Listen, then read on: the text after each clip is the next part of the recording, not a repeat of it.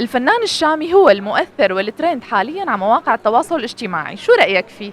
هلا هو فنان كتير واثق من حاله وقوي، واغانيه كتير حلوه، واكثر غنية حبيتها له هي تبعيت صبرة. كانت كتير حلوه وعن جد يعني صار ترند فيها، وعبر بكل شيء. يعني هو حاليا هلا عم يقولوا انه يمكن بده يعتزل، فما بعرف يعني هو اذا اعتزل انه حرام يعتزل، انه هو كتير مغني رائع وجميل. فنان كتير موهوب وكتير صوته حلو وجميل وفنان ناجح. شو أكتر غنية له بتحبها؟ صبرة، أغانيه كلها بشكل عام يعني كتير حلوة. ما لأنه بتحب يا أظن ليل ويا العين؟ أكتر وحدة. هو فنان موهوب كتير، واغانيه كتير حلوه ومشهور كتير على مواقع التواصل الاجتماعي، ولسه في اغاني له يمكن بتوقع تنزل احلى من هيك. واكتر غنية بحبها له هي يا ليل ويا العين، كتير حلوه.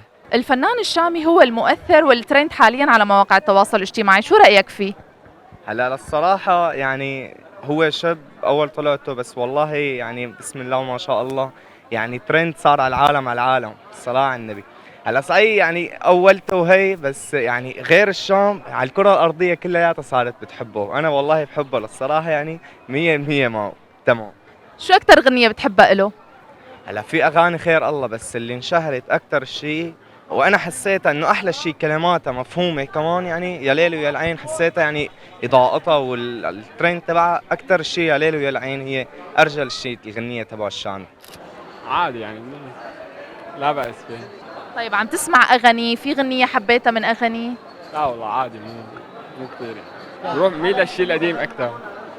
شاب ناجح وطلع بنوعية أغاني غير اللي بنسمعها، غير اللي متعودين عليها، بنوعية ما كنا سمعانينها من قبل، وطلع ترند وأخذ يعني الموقع الأول بمواقع التواصل الاجتماعي وصار معروف. وبالنسبة للأغاني في كتير أغاني عنده حلوة، وأكثر غنية أنا بفضلها هي شايل ذنب، من أكثر الأغاني المفضلة عندي. وشاب ناجح يعني الله يوفقه، بكفي إنه ابن بلدنا. انا هالمطرب بالمره ما بحبه، يعني كثير انجلوا عليه العالم وما بعرف ليش، بس هو بالمره مو حلو، يعني ما بحب اغانيه ولا شيء. بالمره يعني ما بعرف ليش العالم انجلى عليه وهيك يعني. بالمره ما بحبه. الفنان الشامي هو المؤثر والترند حاليا على مواقع التواصل الاجتماعي، شو رأيك فيه؟ أنا برأيي إنه جيد، ما في مثله يعني. أحسن غنية نزلها ترند يا ليل ويا العين هي. يا ليل والعين بحسها هي غنية اوريدي، هي حلوة، فكلماتها تجذبك انه تسمعيها. بيقولوا انه الشام يعني هو مطرب ساقط، بس انا بحس غير هيك نهائيا. هو كثير زلمة حباب وطيوب، وغير كل المطربين اللي طالعين هلا، لانه بتحسيهم كثير نفسيات. هو بيطلع بيحكي مع متابعينه وبيعطيهم اهمية، مو مثل الباقي المطربين. وانا كشخص هو بحبه، فاي شيء واحد بتحبه بتحب انه تسمع له، بتحب تشوف اشغاله واعماله اللي طالعين جديد.